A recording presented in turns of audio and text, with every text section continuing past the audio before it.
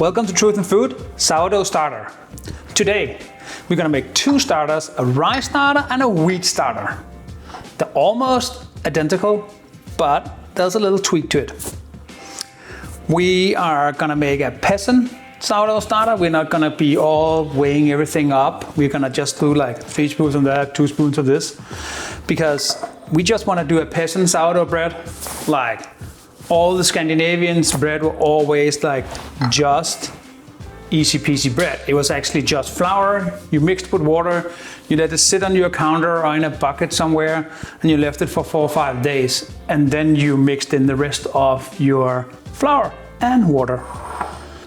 The rye starter, I already mixed it. It's going through 3 stages. First stage we mix, second stage we leave it. And when we leave it for 2 days. We only stir in it 1 day.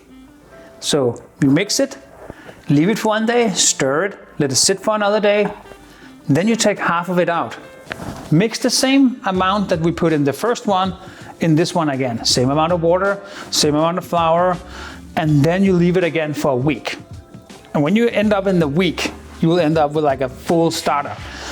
The starter here is a little more thinner than the usual starter you used to have, but it will still start eating all that carbohydrates that it's getting every second or every third day.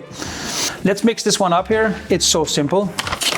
So rye flour, if you can get it, if you can get a whole beets that you can grind yourself, it's beautiful, but else just like buy a good quality rye starter. Organic, of course. 1 spoon, 2, 3 spoons. All-purpose flour. If you can buy it local, do it. And 1 spoon wheat. And then I have like a wheat, but it's stone grounded wheat. It's a little darker color, but still like whitish. That's it. So 3, 1, 1, and water. I always eyeball it a little, stir it together. It cannot be too lumpy. It has to be a little thin, like a porridge. And you want to have that all stirred out. Leave it for a couple of minutes here because it's going to suck up all that water and getting thicker. And I'll show you here in a second.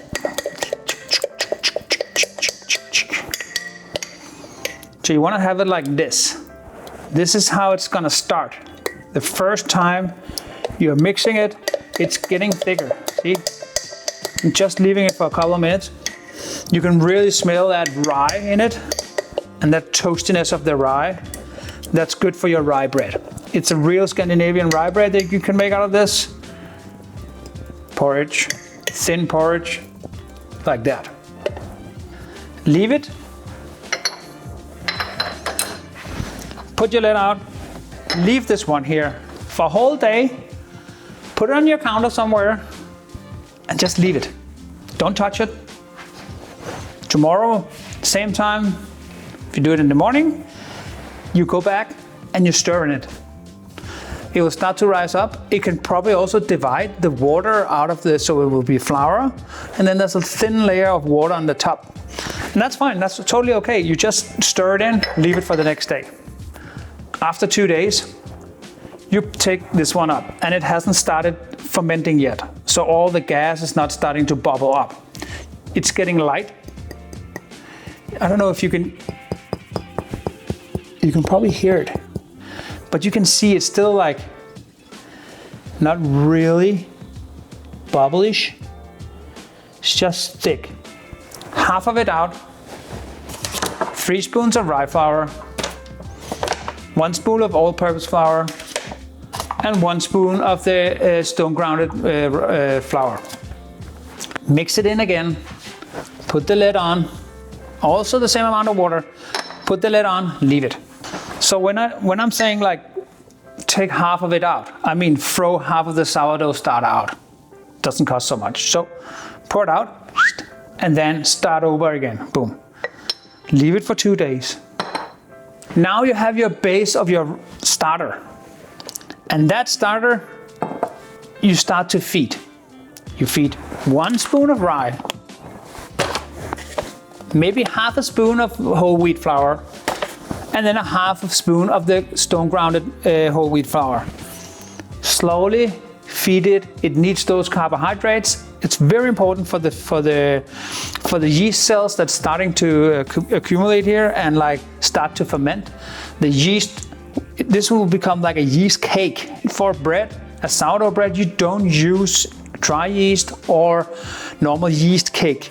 You make your own yeast because in the rye or on the stone grounded flour, there's small yeast cells sitting on the outside of the bead, the flour bead.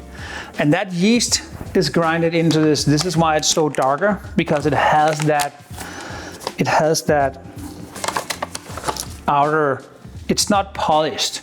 Let's say that. It's not polished white. So that is your yeast starter. This is where all your yeast are sitting. So the same procedure with the white starter. So this one is 2.5 years old. I already took half of it out and I turned more flour into it. So 3 spoons of all-purpose wheat flour,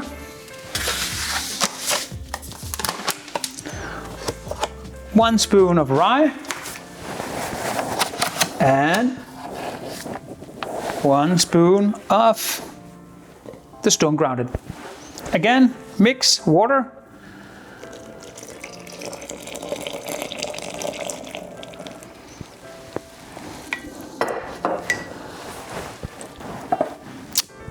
So the day before I want to do the bread, I take out my sourdough starter and I give it a little more all-purpose wheat flour. It depends on which starter I'm using. And I give it a little water and stir it up, and then it will start to kick in. And then I just leave it out. Room temperature again, the whole night. It's standing out. I use these mason jars. They are from IKEA. You buy these, those are the one with the lid that can close. I put it in my sink actually at night. If it raises up and goes over, it just goes out in the sink, because that's what's happened with sourdough. Sometimes you feed it and it's just like, oh, I'm so hungry. So all the yeast cells just using all that sugar, that's all the carbohydrates that's in the flour, it's turned into sugar and it starts to ferment, boom, and it's like really like active. And then sometimes it can just grow, and then it just pops up the lid. If you close it and keep the metal rings around it here closed, it can actually explode the glass because it's making so much gas, so the glass will explode. And we don't want that. Porridge, leave it out.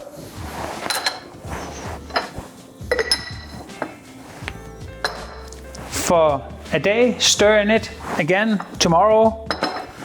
2 days, it's gone. Take half of it out, flour, feed it again, same procedure. Leave it for 2 days, stir it every day, only 1 time a day, leave it, and then the day, like on your 4th day, you can start feeding it, and then you have your active sourdough starter. So one more thing with your sourdough starters. There are the 3 stages here. The first one is the smell. You smell, you put your nose into it, you get that wet, kind of wet flour, or like a wet cornfield. You'll go for that smell of a cornfield, like it's just rained, and you can really smell that, what do you call it? You really smell that wet flour. You wanna, oh, that smells so good actually. The next stages, it will start to smell a little like funky, and you'll get that little, is that starting to rotten on me, or it smells a little like a sour fruit. And then you're like, that's not really nice. Is that gonna be good? Yeah, it will. That's because it's working. And then when you come to the Third stage, you will start to smell like champagne. The champagne or like a beer with a lot of fruitiness, and you want to go for that fruitiness. That's because your yeast is active now. And that activeness of the yeast, that's producing those gases, and those gases smell like they're really beautiful actually. Oh, it's so good. So that's the 3 stages of the smell. So the first one is just wet, grain. The second one is a little sour and like, you know. And then it turns into the champagne. You want to go for that champagne yeast like smell. On the 4th day or the 5th day, when you're feeding again, you will look at your sourdough starter, and it can take a couple extra days to start. So if you want to do a sourdough bread for, let's say Sunday, you start the previous Sunday. So you have a whole week to start it up. It takes a whole week to start it up. But it's fairly easy. You take what you need for your bread, start over again. If you probably, for the recipe that we are doing for the sourdough bread, you're probably gonna need 200 grams. It's probably like this. And then I just start to build a new one, like you're building a new one all the time. Feeding, starting over again. 3 spoons of the all-purpose, 1 rye, and half a rye or 1 rye, and 1 stone grounded, and then start it all over again. And then it's just going and going. You can always divide it up, give some to your neighbor. If you're getting too much of it, give it away, start it, keep it running. And that's it. Velbekomme.